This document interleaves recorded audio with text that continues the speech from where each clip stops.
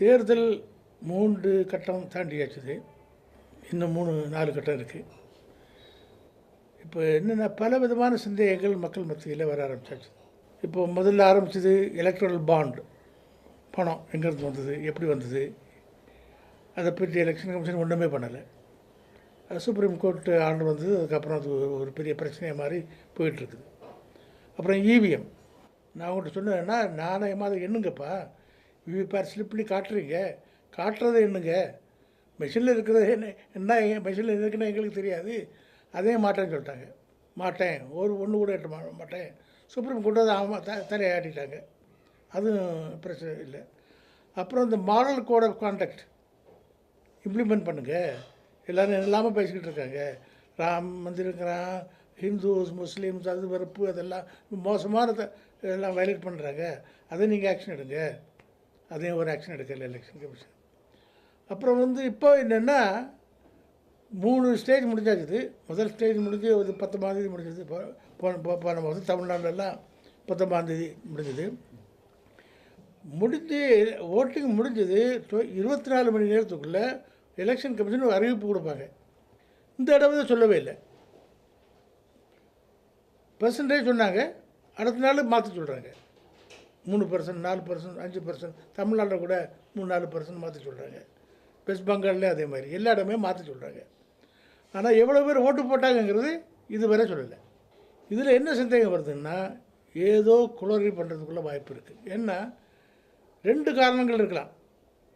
ஒன்று அதிகாரிகள் இப்போ அவங்க எஃபிஷியன்சி குறைஞ்சி போச்சுது, அவங்களால பண்ண முடியலை, சரியாக அதிகாரிகள் ஒர்க் பண்ணலை, அது ஒரு காரணமாக இருக்கலாம். 2வது காரணம்னா இது ஏதோ வேணும்னு பண்ணுறாங்க. இந்த 2ஐயும் அனலைஸ் பண்ணி பார்த்தோம். முதல் காரியம் இருக்கிறதுக்கு வாய்ப்பு இல்லை. அதிகாரிகள் புதுசாக வந்த அதிகாரம் ஒன்றும் கிடையாது. கம்ப்ளீட் இந்தியாவில் எலெக்ஷனை மேனேஜ் பண்ணுறதே ஐஏஎஸ் அதிகாரிகள் தான். அவங்க இவ்வளோ தூரம் மோசமான நிலைன்னு போகலை. நல்ல எஃபிஷியன்சி இருந்துட்டு தான் இருக்குது. பல பிரச்சனைகள் இருந்தால் கூட அவங்க எஃபிஷியன்சி லெவல் இன்னும் இதுவரை கீழே போகலை. ஃபார்ம் 17C, அதாவது ஓட்டிங் நடக்கும்போது ஃபார்ம் 17Cன்னு ஒன்று இருக்குது. ஒரு 17A ஒன்று ஓட்டர் ரெஜிஸ்ட்ரேஷனாக தான் டிக் பண்ணுவாங்க. 17C என்னென்னா போலிங் முடிஞ்ச உடனே 7 மணிக்கு முடிஞ்சோ, 8 மணிக்கு முடிஞ்சோ, 9 மணிக்கு முடிஞ்சோ, ராத்திரி முடிஞ்ச உடனே ப்ரிசைடிங் ஆஃபீஸர் க்ளோஸ் பட்டனை ப்ரெஸ் பண்ணுவார். க்ளோஸ் பட்டன் ப்ரெஸ் பண்ணால் அதில் வந்துடும் ஓட்ஸ் போல்ட் 700 வச்சுக்கணுங்க. 17Cயில் கீழே உள்ள காலத்தில் பட்டனே அதை டோட்டல் நம்பர் ஓட்ஸ் போல்ட் 700ன்னு எழுதி அவர் கையெழுத்து போட்டு எல்லா போலிங் ஏஜென்ட்ஸும் கையெழுத்து போட்டு போலிங் ஏஜென்ட்ஸுக்கெல்லாம் ஒவ்வொரு காப்பி கொடுத்துருவார். ஸோ ஃபைனல் ஃபிகர் அதுக்கப்புறம் சேஞ்ச் ஆகாது. இவிஎம்மில் எவ்வளோ ஓட்டு பதிவாச்சுங்கிறது இப்போ 8 மணிக்கு முடிஞ்சதோ 9 மணிக்கு முடிஞ்சதோ அது ஆயிரும். உடனே இன்ஃபர்மேஷன் பாஸ் ஆகிரும். சிஇஓக்கு போயிடும், எலெக்ஷன் கமிஷனுக்கு போயிடும். போலிங் கம்ப்ளீட் பண்ணி ஒரு 24 ஹவர்ஸுக்குள்ளே முழு டேட்டாவும் எலெக்ஷன் கமிஷனுக்கு தான் உண்டு. எவ்வளோ பேர் ஓட்டு போட்டாங்க, சில கரெக்ட் நம்பர்ஸ் இருக்கும். அது எலெக்ஷன் கமிஷனுக்கு அதுக்கு டியூட்டி, அதை அனௌன்ஸ் பண்ணணும், பப்ளிக் சொல்லி ஆகணும். இவ்வளோ பேர் டோட்டல் ஓட்டு இவ்வளோ பேர் ஓட்டு போட்டாங்க.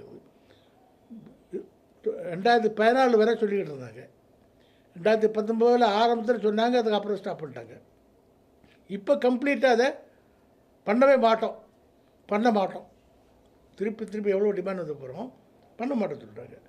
எலெக்ஷன் கமிஷன் வேணுன்ட்டு எனக்கு ஃபீட்பேக் டெல்லியிலேருந்து என்ன வருதுன்னா 2-3 சஜஷன்ஸ் வருது. கீழே உள்ள அதிகாரிகள், அதாவது இந்த மிடில் லெவல் ஆஃபீஸர்ஸ், அவங்களெல்லாம் நார்மல் பண்ணுற மாதிரி பண்ணணும்னு சொல்கிறாங்களாம். Election commissioners, particular chief election commissioner தான் சொல்கிறாரு பண்ணக்கூடாது, வேண்டாம், பண்ண மாட்டோம். ஒவ்வொரு ஸ்டேஜ் எலெக்ஷன் முடிஞ்ச உடனே ப்ரெஸ் கான்ஃபரன்ஸ் இருக்கும். இந்த தடவை ப்ரெஸ் கான்ஃபரன்ஸ் பண்ணல. மோடியை ஃபாலோ பண்ணுறாங்க. மோடி ப்ரெஸ் கான்ஃபரன்ஸ் பண்ணாமல் பிரைம் மினிஸ்டர் இருக்கார்ல, இது மாதிரி இவங்களும் ப்ரெஸ் கான்ஃபரன்ஸ் பண்ணாமல், இன்ஃபர்மேஷன் சொல்லாமல், ஒன்றும் சொல்லாமல் சீக்கிரட்டாக வச்சுட்டு உட்காந்துருக்காங்க. இது எலெக்ஷன் கமிஷனுங்கிறது அவங்க எல்லாருக்கும் சரி சமமாக நியூட்ரலாக ஃபங்க்ஷன் பண்ண வேண்டிய ஒரு ஆர்கனைசேஷன். மக்கள் என்ன சொல்கிறாங்களோ, என்ன டிமாண்ட் வருதோ பேசி அது பண்ணி சார்ட் அவுட் பண்ணி ஃப்ரீ அண்ட் ஃபேர் எலெக்ஷன், நாணயமான நேர்மையான தேர்தல். அவங்க குளறுபடி பண்ணுறது இப்படி அவங்க ரூலிங்கில் இருக்காங்க. எப்படியாவது ஆட்சியை கண்டினியூ பண்ணிடணும் சொன்னாங்க. சார்ஜ் பார் என்ன பேசிஸில் சார்ஜ் பார் அதை எவ்வளோ கரெக்டாக சொல்கிறாரு. என்ன எல்லாம் செட்டப் பண்ணி வச்சுருக்கிறியா? அவங்க சொன்ன முட்டாத்தனமாக ஸ்டேட்மெண்ட் பண்ணதே இப்போ நமக்கு வருதே. அதாவது இவிஎம்மில் செட்டப் பண்ணிட்டாங்க, இப்போ எலக்ட்ரல் ரோலை செட்டப் பண்ணிட்டாங்க, இப்போ கவுண்டிங்கை செட்டப் பண்ணுறாங்க. எல்லாம் செட்டப் பண்ணி அவங்க என்ன ரிசல்ட் கேட்டாங்களோ அது மாதிரி வர்றதுக்கு மக்கள் முட்டாளனா உட்காந்துட்டு இருக்காங்க. மக்கள் மத்தியில் பயங்கர அதிருப்தி இருக்குது. அதனால் எந்த டைரக்ஷன் எங்கே போகணும்னு தெரியாது. ஆனால் தேர்தல் ஆணையம் இந்த தடவை இதுவரை முற்றிலுமே ஃபெயில் ஆயிடுச்சு. உடனுக்குடன் செய்திகளை தெரிந்து கொள்ள சன் நியூஸ் பெல் ஐகானை கிளிக் பண்ணுங்க.